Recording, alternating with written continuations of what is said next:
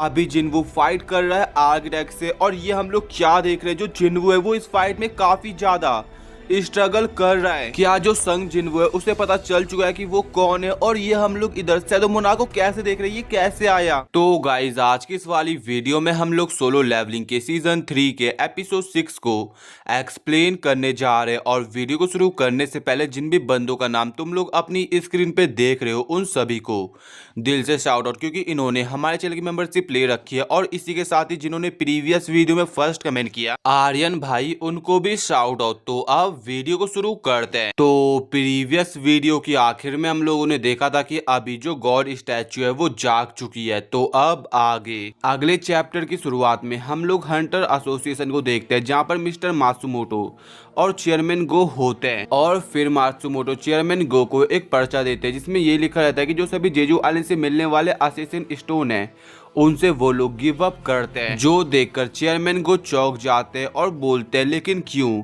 तो मात्सुमोटो जवाब देते हैं क्योंकि इसके रिटर्न में हम लोग संग जिन्वू को हायर करना चाहते हैं। लेकिन फिर चेयरमैन गो हंसते हुए उसे जवाब देते हैं, मेरे को माफ करना आपको डिसअपॉइंट करने के लिए, लेकिन जो संग जिन्वू है वो हंटर एसोसिएशन के साथ नहीं जुड़ा हुआ है। और मात्सुमोटो फिर उन्हें जवाब देते हैं, मैं इस बात से अवेयर हूँ, लेकिन बिना आपके और हंटर एसोसिएशन की हेल्प के हम लोग उससे कांटेक्ट नहीं कर सकते। और मैं आपको ये नहीं कह रहा कि आप मेरी बातों को उसके पास पहुंचाओ। जो मैं आपसे मांग रहा हूँ वो यह है कि हमें बस एक मौका चाहिए उसके साथ नेगोशिएट करने का। और अभी जो मिस्टर गो होता है वो मात्सुमोटो के कॉन्ट्रैक्ट को देखते हैं और उन्हें ऐसा लगता है कि ये कॉन्ट्रैक्ट संग जिन्वू के लिए काफी सही है। लेकिन फिर वो उस कॉन्ट्रैक्ट को टेबल पे रखते हैं और उन्हें कहते हैं कि मैं इस मैटर को बिना इंटरप्रेस के डिस्कस करना चाहता हूँ। जो सुनकर मात्सुमोटो चौंक जाते हैं और बोलते हैं, मिस्टर गो क्या आपको जापानीज आती है। तो मिस्टर गो जवाब देते हैं, हाँ, क्योंकि जो मेरे फादर थे वो जापान में एक स्मॉल बिजनेस को रन करते थे जब मैं यंग था। और जैसे सभी इंटरप्टर गेट के बाहर जाते तभी मिस्टर गो उन्हें कहते हैं, चेयरमैन मात्सुमोटो अगर ये आपके घटिया चालों में से एक है तो मैं सजेस्ट करूंगा कि इसे अभी रोक दो। और फिर मात्सुमोटो बोलते हैं, ये आपके कहने का क्या मतलब है। तो चेयरमैन गो बोलते हैं, मैंने रूमर सुने कि जो ब्लेड गिले उन्होंने आपके साथ अपने रिश्ते को कट ऑफ कर दिया है। जो सुनकर ना मात्सुमोटो चौंक जाते हैं और चिल्लाते हुए कहते हैं, आप ये बात कैसे जानते हो। तो मिस्टर को जवाब देते हैं, क्या ये ऑब्वियस ही बात नहीं है। मैं तुम्हें एक और चीज बताता हूँ, जो ब्लेड गिल है उसे जो जापानीज हंटर एसोसिएशन से फंडिंग मिलती थी वो भी रिजेक्ट हो गई है और अभी वो लोग केवल गवर्नमेंट सब्सिडी से ही काम चला रहे हैं। और तुम लोग ऐसा समझ सकते हो कि जापान के अंदर जो गोटो रियोजी था वो काफी मेन रोल प्ले करता था, और उसके चले जाने के बाद जो अब गिल्ड है वो पावर्स के मामले में काफी ज्यादा स्ट्रगल कर रही है। और मिस्टर को मात्सुमोटो को ये भी मेंशन करते हैं कि अगर जो गेट है वो प्रॉपरली ब्लॉक नहीं हुआ तो जो सारी रिस्पॉन्सिबिलिटी होगी वो आपके ऊपर आ जाएगी चेयरमैन मात्सुमोटो। और ये सुनकर ना वो और ज्यादा डरे हुए होते हैं। इसके साथ ही जो मिस्टर गो होते हैं ना वो अपनी जेब से कैमरा निकालते और बोलते हैं कि आपका क्लियर इंटेंशन यही था कि जो गोटो है वो जापान को रिप्रेजेंट करे, लेकिन उसकी डेथ से ब्लेड गिल का डाउनफॉल आ गया और जो मिसमैनेजमेंट और कॉन्फ्लिक्ट चल रहे जापान के बीच एंड जो सैक्रिफाइसेस हुए वो सभी आपकी घटिया चालों का एक हिस्सा था। और ये सब चीजें अब आपके शोल्डर्स पे जिम्मेदारी आपके शोल्डर्स पे आने वाली है। और अभी चेयरमैन मात्सुमोटो यही सोच रहे होते हैं कि भाई वो बोले तो बोले क्या, लेकिन मिस्टर गो से बोलता है कि जो ये कैमरा है वो आपके रिसीवर से कनेक्टेड है जो कि बिलोंग करता है गोटो की टीम से। और आपको क्या लगा कि मेरे को ये सब पता नहीं चलेगा। और वो अपनी फिर पावर्स को रिलीज करते हैं और जो कैमरा होता है ना उसे ही ब्रेक कर देते हैं। लेकिन मिस्टर गो उसे ये चीज एश्योर करते कि वो इतने कोल्ड हार्टेड नहीं है और इसीलिए वो ये काम नहीं करेंगे। बट वो अभी पूरे एशिया को खतरे में नहीं डालना चाहते, वो भी एक बंदे के चक्कर में। इसके बाद फाइनली हम लोग देखते हैं संग जिन्वू को जो कि एक स्टैचू को ब्रेक करता है और उसके पीछे काफी सारे और स्टैचूज आ जाते हैं। और इसी दौरान बंदा गॉड स्टैचू को भी देखता है जिसने उस पर अपना टारगेट सेट कर दिया। और ये देखकर बंदा समझ जाता है कि अभी काफी देर हो चुकी है और वो उसके हमले को डॉज नहीं कर सकता। लेकिन बंदा कमांडर टच स्किल का यूज करता है और जितने भी उसके सामने स्टैचूज होते हैं वो उन सभी को एक साथ हवा में उड़ा देता है। और जैसे ही गॉड स्टैचू जिन्वू पर हमला करता है अपनी बीम से, तभी वो हमला उन स्टैचूज पर जाके लगता है। इसी के साथ ही जो बंदे की कमांडर टच स्किल होती है वो अपने फाइनल फॉर्म में अपग्रेड हो चुकी है जिसका नाम है द कमांडर अथॉरिटी। और अब सक्सेसफुली जिन्वू ने उस बीम को डॉज कर दिया है और वो अपने मन में सोचता है ये काफी क्लोज था और अगर मेरे पर एक सिंगल हिट भी लगता तो मैं इस हमले को सरवाइव नहीं कर पाता अपने करंट लेवल में। इसके बाद अब जिन्वू सबसे पहले गॉड स्टैचू को मारने का प्लान बनाता है और फिर वो उसकी तरफ तेजी से आगे बढ़ता है। लेकिन गॉड स्टैचू जिन्वू को अपने पैरों से दबाने की कोशिश करता है और जिस जगह उसने अपना हमला किया है ना उसका इम्पैक्ट काफी ज्यादा होता है। लेकिन जिन्वू ने गॉड स्टैचू के हमले को डॉज कर दिया था और फिर वो तेजी से उसकी तरफ आगे बढ़ता है। बट दूसरी तरफ जो गॉड स्टैचू होती है वो अपनी बीम से उस पर हमला करती है और अभी जिन्वू अपनी स्पीड के साथ कमांडर अथॉरिटी स्किल को कॉम्बाइन करता है और सक्सेसफुली उसके शोल्डर्स पर चले जाता है, जिससे वो गॉड स्टैचू की बीम को डॉज कर पाता है। और बीम खत्म हो जाने के बाद गॉड स्टैचू देखता है कि जो जिन्वू है वो उसके शोल्डर्स पर बैठा हुआ है और उसके पास 2 डैगर है। एंड देन वो अपनी म्यूटिलेशन स्किल का यूज करके उसे काटने की कोशिश करता है, लेकिन वो उसे स्क्रैच से ज्यादा कुछ दे नहीं पाता। जो देखकर जिन्वू सोचता है अगर मैं इसे काट नहीं पाया तो क्या हुआ, मैं अपनी फोर्स का यूज करूंगा और जहाँ उसके दरार आ रखा है मैं उधर एम करूंगा। और फिर बंदा गॉड स्टैचू के उस जगह आ जाता है जिधर उसके दरार हो रखा था। एंड देन उस जगह एक जोरदार ब्लो दे मार के गॉड स्टैचू का मुंह तोड़ देता है। और जिन्वू के ऐसे अटैक देखकर ना आगे बोलता है, मैंने कभी सोच नहीं था कि तुम इस तरह के अटैक भी मेरी मार्वेलियस क्रिएशन के अगेंस्ट करोगे। और दूसरी तरफ हम लोग संग जिन्वू को देखते हैं जो कि गॉड स्टैचू के मुंह पे 2-3 ब्लोज और मारता है और उसे नीचे जमीन पे पटक देता है, आई मीन गिरा देता है। इसके बाद अब जिन्वू के आसपास नॉर्मल स्टैचूज होता है, बट बंदा अपनी कमांडर अथॉरिटी स्किल का यूज करता है और जितने भी उसके आसपास स्टैचूज थे ना वो उन सभी को वाइप आउट कर देता है। और फाइनली जिन्वू के आसपास जितने भी स्टैचू थे उसने उन सभी को वाइप कर दिया। और जो आर्किटेक्ट होता है वो जिन्वू के ताली बजाता है, लेकिन जिन्वू उसे कहता है अब तुम्हारी बारी है अपना प्रॉमिस निभाने की। और आर्किटेक्ट उसे बोलता है तुम्हारा टेस्ट अभी खत्म नहीं हुआ, क्या तुम देख नहीं सकते मैं यहाँ पर अभी तक जिंदा हूँ। और फिर अचानक से बंदे के सामने एक अर्जेंट क्वेस्ट अपीयर हो जाता है और फिर आर्किटेक्ट बड़े चौड़ में उसे बोलता है कि मैं तुम्हारा फाइनल टेस्ट हूँ। और बंदे के सामने जो क्वेस्ट आया था ना उसमें ये लिखा हुआ होता है कि अगर उसने अपने एनिमी को 10 मिनट के अंदर नहीं हराया तो जो उसकी दिल की धड़कन है वो रुक जाएगी और वो मारा जाएगा। और आर्किटेक्ट जिन्वू को बोलता है कि मैं इस सिस्टम का आर्किटेक्ट हूँ और क्या तुम सेटिस्फाई हो मेरे आंसर से। उसके बाद सीन चेंज होता है और हम लोग देखते हैं मिस्टर वू को जो कि उस जगह आ चुके हैं जिस जगह डबल डंजन अपेयर हो रखा था और उन्हें शॉर्ट नोटिस में बड़ी मुश्किल से 7 हंटर्स को ही गैदर कर पाए। और जैसे ही वो डंजन के अंदर आगे बढ़ते जाने के लिए तभी उन्हें एक भयानक ऑरा फील होता है। और अभी ना मिस्टर वो काफी डर जाते हैं और बोलते हैं I feel a terrifying storm of माना। और अभी मिस्टर वो अपने कदम पीछे लेते हैं और अपने सारे जो बोलते हैं कि क्या कोई आसपास मेजर गिल्ड से स्टैंड बाय में, तो उनके साथ जवाब देते हैं हाँ हंटर्स गिल्ड है। और अब वो लोग मिस्टर जोंग और चाहे इनकी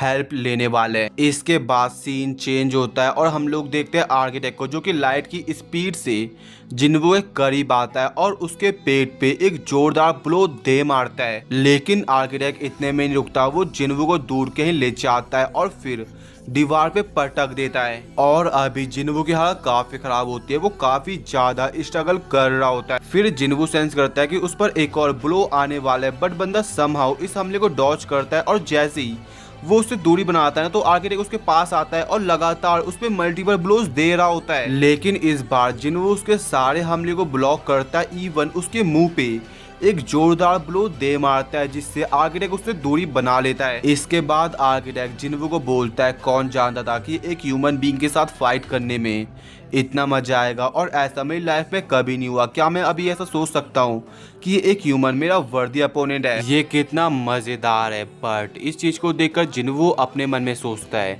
कि जैसे ही मैंने 101 लेवल रीच किया वैसे आर्किटेक्ट ने मेरे को इनवाइट करा, इससे ऐसा लगता है कि मैं इसका कुछ भी नहीं बिगाड़ सकता, लेकिन मैं कर सकता हूँ। और फिर वो आर्किटेक्ट को बोलता है आर्किटेक्ट मेरे काफी सारे क्वेश्चंस हैं जो मेरे को तुमसे पूछना है। तुमने इस सिस्टम को क्यों डिजाइन किया और मेरे को एज अ प्लेयर चूज क्यों किया और इस दुनिया में आखिरकार चल क्या रहा है? और फिर आर्किटेक्ट जिन्वू की तरफ तेजी से आगे बढ़ता है और बोलता है क्या तुम जानना चाहते हो?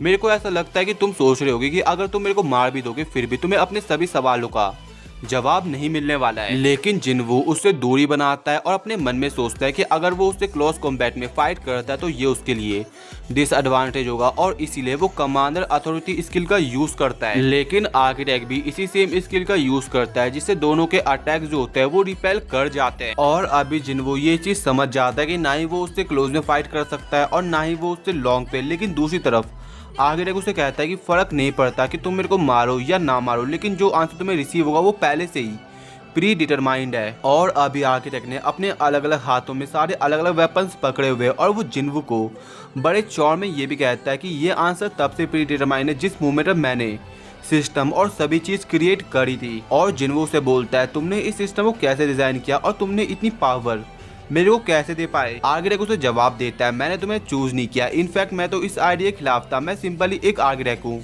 और moderator of the player building system का, और मेरा डिजाइन परफेक्ट है। लेकिन तभी जिन्वू अपनी स्क्रीन के सामने टाइमिंग देखता है और वो समझ जाता है कि उसके पास काफी कम टाइम है। लेकिन फिर आर्किटेक्ट जिन्वू पर हमला करने के लिए आगे बढ़ता है और इस रिमेनिंग टाइम में ना आर्किटेक्ट अपनी पूरी फोर्स का यूज करने वाला है। और इस फाइट के अंदर कोई भी नहीं बता पाता कि कौन किसको डोमिनेट कर रहा है, लेकिन अचानक से जिन्वू को ऐसा फील होता है कि जो उसके सभी सेंसेस है वो शार्प हो चुके हैं और वो बड़ी इजीली उसके मूवमेंट्स को रीड कर पा रहा है और सारे हमले को डॉज कर रहा होता है। और जिन्वू की मूवमेंट देखकर ना आर्किटेक्ट भी सोच में पड़ जाता है। वो अपने मन में सोचता है कि मैं अपनी पूरी फोर्स का यूज कर रहा हूँ, लेकिन जिन्वू कैसे मेरे हमले को डॉज कर पा रहा है। और जब वो यही सब सोच रहा होता है तभी जिन्वू उसके एक हाथ को कट ऑफ कर देता है। और आर्किटेक्ट बोलता है मैं अभी एक फेक बॉडी के अंदर हूँ, लेकिन मेरे को यकीन नहीं हो रहा कि ये मेरे को इसके अंदर ही पेन पहुंचा पा रहा है। क्या तुम्हें इसीलिए तो उसने चूज नहीं किया, छोटा सा हिस्सा, लेकिन वो चीज तुम्हारे अंदर मिक्स है और यहाँ पे ये किसकी बात कर रहा है वो हमें बाद में पता चल जाएगा। लेकिन अब आर्किटेक्ट बावला हो जाता है और अपने सोल्जर्स को जो स्टैचूज मरी थी वो फिर से उनको जिंदा करता है। इवन जो गॉड स्टैचू है ना वो भी जिंदा हो जाती है अब। लेकिन अभी भी जिन्वू हार नहीं मानता, वो तेजी से गॉड स्टैचू की तरफ आगे बढ़ता है और फिर अपनी कमांडर अथॉरिटी स्किल का यूज करके एक ही बार में जितने भी उसके आसपास स्टैचूज होते हैं वो उन सभी को नॉकआउट कर देता है। और अभी जिन्वू के पास काफी कम समय होता है और इसीलिए वो सभी स्टैचूज के हमले को डॉज करते हुए जाता है।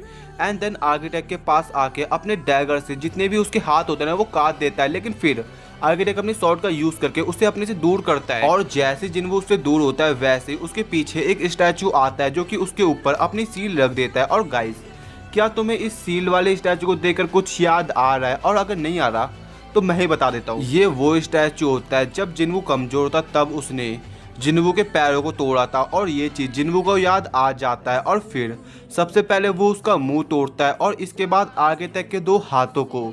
एंड देन वहाँ पे फिर एक एक्सप्लोजन होता है और लास्ट में हम लोग देखते हैं कि जिन्वू ने अपनी शॉट को आगे तक पॉइंट कर रखा है।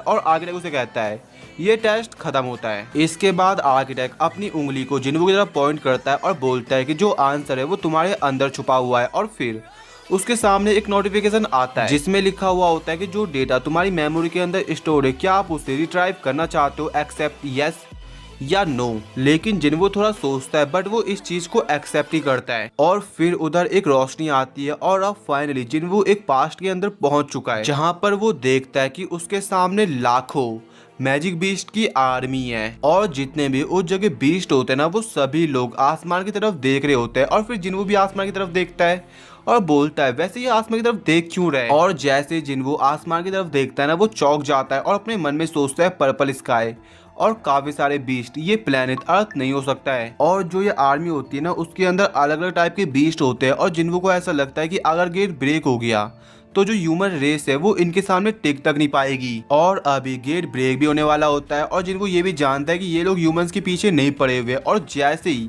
गेट ब्रेक होता है उसके अंदर से सिल्वर सोल्जर्स बाहर निकलते हैं। और ये चीज ना जिन्वू के लिए भी काफी चौंकाने वाली थी, लेकिन फिर हमें नरेटर के थ्रू बताया जाता है, दिखाया जाता है एक वॉर। और फिर हम लोग देखते हैं कि जो सभी अलग अलग टाइप के मैजिक बीस्ट है वो सिल्वर सोल्जर से फाइट कर रहे हैं। लेकिन इस फाइट में ना वो जो सिल्वर सोल्जर्स होते हैं वो डोमिनेट कर रहे होते हैं। और जैसे ही वॉर खत्म होने वाली थी वैसे ही अचानक से एक एक करके जो सभी सिल्वर सोल्जर्स है वो गायब हो रहे हैं। इसके बाद उधर वाइल्ड कार्ड की एंट्री होती है, एक मिस्टीरियस बीइंग जो कि बोलता है अराइज। और ये सब चीजें ना जिन्वू भी दूर से देख रहा था और जिन्वू अपने मन में बोलता है ये एक मोनार्क डोमेन है और शैडो एक्सट्रैक्शन और जो उधर आर्मी जमा होती है ना वो लाखों की संख्या में होती है। और जिन्वू समझ जाता है इसका मतलब यही है कि ये शैडो मोनार्क एसबॉर्न है। और फिर हमें नारुतो के थ्रू दिखाया जाता है इमोर्टैलिटी, एक आर्मी जो कि कभी नहीं मरने वाली है। और इसके बाद अब फिर से उधर फाइट होती है जहाँ पर सिल्वर सोल्जर्स एसबॉर्न के सोल्जर से फाइट कर रहे थे, लेकिन इस बार जो एसबॉर्न की आर्मी होती है ना वो इजीली सिल्वर सोल्जर्स को डोमिनेट कर रही होती है। और इसी दौरान हम लोग एसबॉर्न की फाइट को भी देखते हैं। और इसके बाद आखिर में एसबॉर्न सभी सिल्वर सोल्जर्स को हरा के वहां से निकल जाता है। और तुम लोग ऐसा कह सकते हो कि एसबॉर्न की एनर्जी ने पूरे बैटलफील्ड का रुख ही चेंज कर दिया। और इसके बाद सीन चेंज होता है और हम लोग देखते हैं डबल डंजन गेट का सीन, जहाँ पे सभी एस रैंक हंटर्स और ए रैंक हंटर्स आ रखे होते हैं। और अब फाइनली वो समय आता है जब वो लोग गेट का दरवाजा खोलते हैं और वो सभी लोग कुछ ऐसा देखते हैं जिसको देखकर वो चौंक जाते हैं, बिकॉज उधर काफी सारे जो स्टैचूज थे वो हारे पड़े होते हैं। और फिर सामने से उन्हें आवाज आती है। मेरे को तो याद नहीं है कि मैंने और किसी ह्यूमंस को इधर इनवाइट किया होगा। और ये जो बात थी ना वो कही होती है आर्किटेक्ट ने। और एक बोलने वाले बीस्ट को देखकर ना जो वहाँ पे दूसरे लोग होते हैं वो काफी चौंक जाते हैं। और फिर आर्किटेक्ट उन्हें बोलता है, साइलेंस, तुम्हारी हिम्मत कैसे हुई किंग को अपने स्लम्बर से जगाने की। और यहाँ पर वो किंग अपने जिन्वू को रिफर कर रहा है। और जब दूसरे हंटर्स कुछ करने के लिए आगे बढ़ते हैं उससे पहले ही आर्किटेक्ट अपनी स्पीड से मैक्सिमम हंटर्स को थोड़ा घायल कर देता है। और आखिर में जो आर्किटेक्ट है वो उन सभी ह्यूमंस को किंग के लिए सैक्रिफाइस करने वाला है। और उसके बाद सीन चेंज होता है और हम लोग देखते हैं शैडो मोनार्क को, जिसके सामने दो गेट्स ओपन हो रखे होते हैं और एक से निकलती है डीमंस की आर्मी और दूसरे से निकलती है बीस्ट की आर्मी। और उनके जो अगेंस्ट होता है ना वो और कोई नहीं शैडो मोनार्क होता है। उसके बाद सीन चेंज होता है और हम लोग देखते हैं कि जो हीलर्स होते हैं वो अपने साथियों को हील कर रहे होते हैं। और जो उनके सामने सिचुएशन होती है ना वो धीरे धीरे वॉर्स होती जाती है, क्योंकि अभी उनके सामने स्टैचूज का झुंड उनकी तरफ आगे बढ़ रहा होता है। और अभी आगे भी गॉड स्टैचू को जिंदा करता है और सभी को हंसते हुए कहता है जो कोई भी आखिर तक जिंदा रह पाया उसे एक ग्रेट ऑनर मिलेगा किंग के बर्थ को विटनेस करने का। लेकिन बात तो ये है कि क्या कोई एक्चुअली में आखिर तक सरवाइव कर पाएगा, क्योंकि अभी जो गॉड स्टैचू होती है वो उन पे अपनी बीम से हमला करती है। और ये चीज अपना जोंग नोटिस कर लेता है और सभी को सावधान होने को बोलता है। और फिर सभी लोग समहाउ इस हमले को डॉज कर पाते हैं। और जोंग भी अभी अपनी फायर पावर का यूज करके उसके मुंह को जो स्टैचू का सिर होता है उसे जला के रख देता है। एंड फिर सभी लोग इस मौके का फायदा उठाते हैं और हम लोग मिस्टर वू को देखते हैं जो कि एक स्टैचू पे एक जोरदार ब्लो दे मारते हैं। लेकिन अगली पल वो देखते कि उस स्टैचू को कुछ हुआ ही नहीं है। और तभी साइड से न जिस स्टैचू पे मिस्टर वू होता है उस पर कोई अटैक कर देता है। और ये काम होता है जोंग का और वो चिल्लाते हुए मिस्टर वू को बोलते हैं कि इन स्टैचूज का फिजिकल अटैक्स में हाई रेजिस्टेंस है तो सावधान रहो। लेकिन अगली पल जोंग देखते हैं कि जिस स्टैचू पर उन्होंने फायर अटैक किया था उस स्टैचू को कुछ होता ही नहीं है। और वो समझ जाते हैं कि इनका मैजिक पे भी काफी हाई रेजिस्टेंस है। इसके बाद हम लोग देखते हैं दूसरे हंटर्स को जिनके जो अटैक्स होते हैं ना वो उन क्रिएचर्स पे स्टैचूज पर कुछ भी काम नहीं कर रहे होते। और जोंग भी अपने मन में सोचते डैम इट,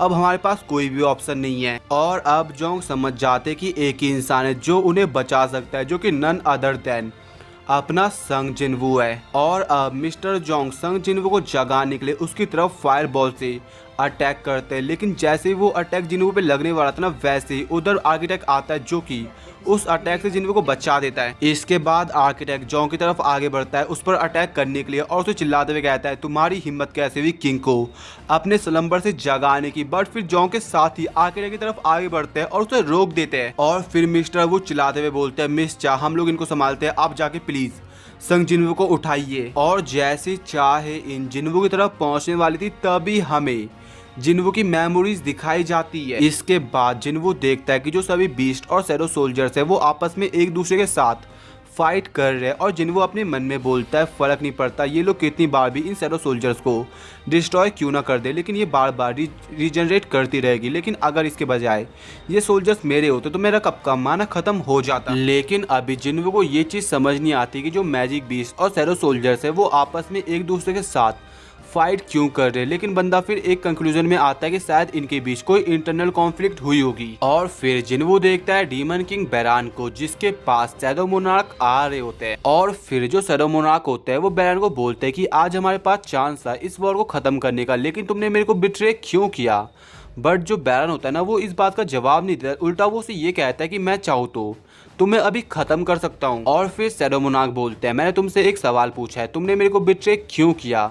बट जो बैरन होता है ना वो कुछ जवाब नहीं देता और ये देखकर शैडो मोनार्क को आ जाता है गुस्सा, वो उसका गला पकड़ता है एंड देन आखिर में वो उसे स्टेप कर देता है। और फिर हम लोग देखते हैं जिन्वू को, जो कि बैरन की आंखों को देखकर अपने मन में सोचता है ये आंखें तो मैंने कहीं देखी है, और फिर वो बैरन को छोड़ देता है। और अभी बंदे को याद आता है ये तो डीमन किंग बैरन है, लेकिन यहाँ पे कर क्या रहा है। और फिर वो अपने हाथों को नोटिस करता है जो कि पूरे चेंज हो गए थे, और अभी देख के ऐसा लग रहा होता है कि जिन्वू शैडो मोनार्क बन गया है। इसके बाद जिन्वू अपने हार्ट की तरफ देखता है और हमें दिखाया जाता है कि जिन्वू के पास इस मोमेंट पर 2 हार्ट होते हैं। और आखिर में जिन्वू पीछे की तरफ देखता है और नोटिस करता है कि उधर अभी सिल्वर सोल्जर्स भी आ चुके हैं, और इसी के साथ ही जो डेटा होता है ना वो खत्म हो जाता है एंड अपना एपिसोड भी। और गाइज अगर तुम्हें आज की वाली वीडियो पसंद आई हो तो वीडियो को लाइक, चैनल को सब्सक्राइब और इस वाली वीडियो को अपने दोस्तों के साथ शेयर कर देना। तो अब मिलते हैं नेक्स्ट वीडियो में।